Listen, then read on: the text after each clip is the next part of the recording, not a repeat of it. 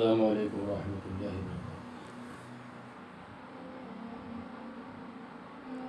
احد کی لڑائی کا دوسرا بھاگ۔ ابو سفیان احد سے چل کر روحا جگہ پر پہنچا۔ یہاں آ کر سوچا کہ جیت ادھوری رہ گئی۔ آپ کو پہلے ہی سے صبح تھا۔ دوسرے ہی دن آپ نے اعلان کر دیا کہ کوئی واپس نہ جائے۔ آپ فوج کے ساتھ ہمرائے اسد تک جو مدینہ سے 8 میل پر ہے گئے۔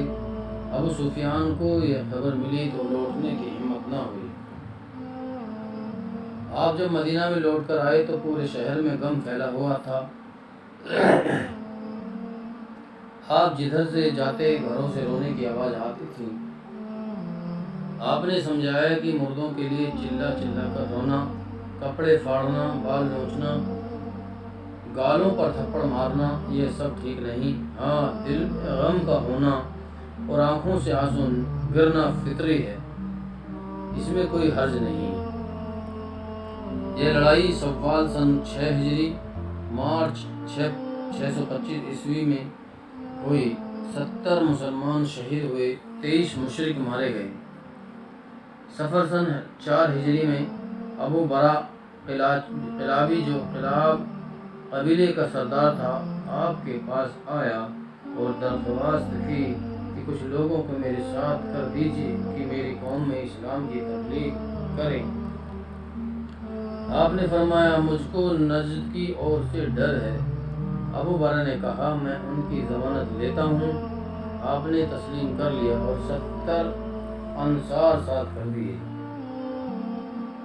یہ لوگ معونہ ہوئے پر پہنچ کر ٹھہر گئے اور حرام بن ملحان کو آپ کا خط دے کر بھیجا۔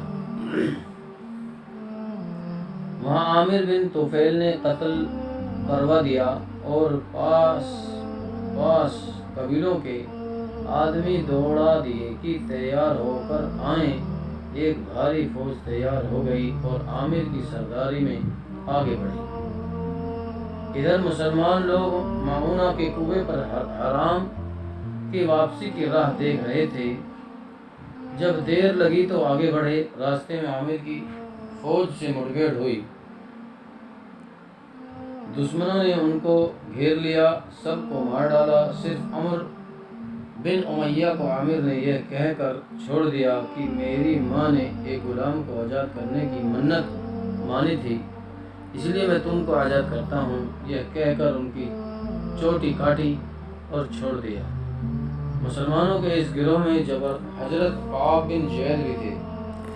دشمنوں نے سمجھا کہ یہ بھی شہید ہو گئے ہیں، لیکن ان میں جان باقی تھی اور اس طرح زندہ بچ گئے۔ آپ کو جب یہ حال ملا تو اتنا غم ہوا کہ پوری عمر میں بھی کبھی نہیں ہوا تھا۔ حضرت عمر بن امیہ نے واپسی میں راستے میں بنی عامر کے 2 آدمیوں کو مار ڈالا جن کو آپ امان دے چکے تھے، لیکن ان کو پتہ نہ تھا۔ جب آپ نے یہ سنا تو ان دونوں کا ہرجانہ چکانے کا اعلان کر دیا۔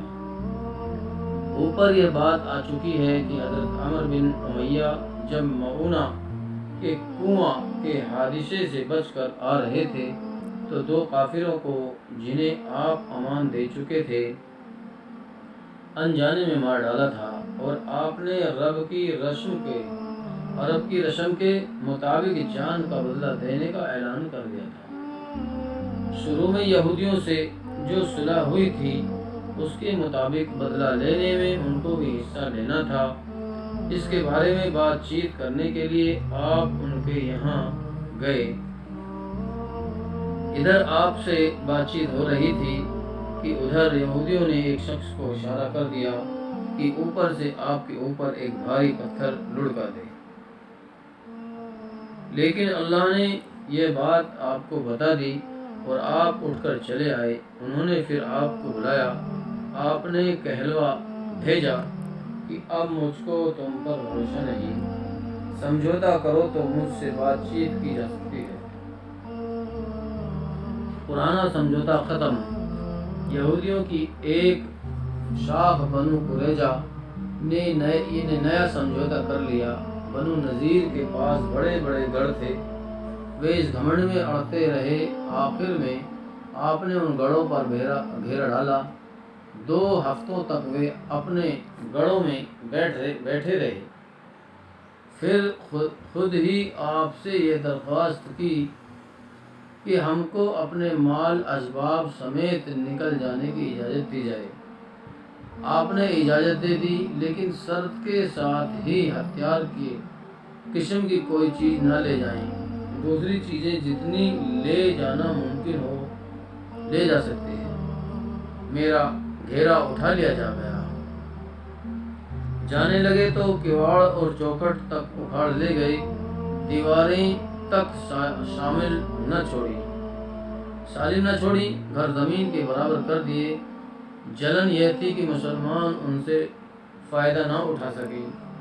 مدینے سے یہ لوگ نکل کر خیبر میں اور ان میں سے کچھ جا کر شام میں بس گئے۔ چھوڑنے کو تو ان لوگوں نے مدینہ چھوڑ دیا، لیکن وہاں کے ہرے بھرے باغوں اور لہلاتے ہوئے کھیتوں کا دھیان آتا تو کلیجے پر سانپ لوٹ جاتا۔ دشمنی کی آگ بھیتر ہی بھیتر سلگ رہتی۔ مسلمانوں کو نیچا دکھانے کی خواہش ایک لمحے کے لیے بھی ان کے دل سے نہیں نکلتی تھی۔ آخر میں شوال 5 ہجری فروری 627 عیسوی میں انہوں نے اپنی جیسی کر بھی لی۔ ہمارا channel all rounder Rajput subscribe کریں، شیئر کریں، لائک کریں۔